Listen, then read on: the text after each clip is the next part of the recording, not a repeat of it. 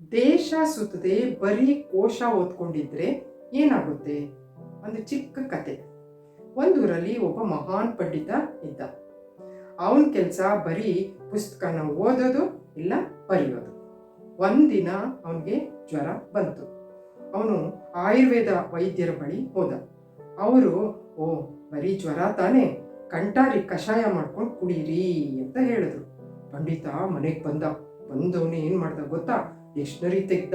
ಡಿಕ್ಷನರಿಲಿ ಹುಡುಕ್ತ, ಕಂಠ ಅರಿ ಅಂತ. ಕಂಠ ಅಂದರೆ ಮುಳ್ಳು, ಅರಿ ಅಂದರೆ ಶತ್ರು, ಕಂಠಾರಿ ಅಂದರೆ ಮುಳ್ಳಿನ ಶತ್ರು.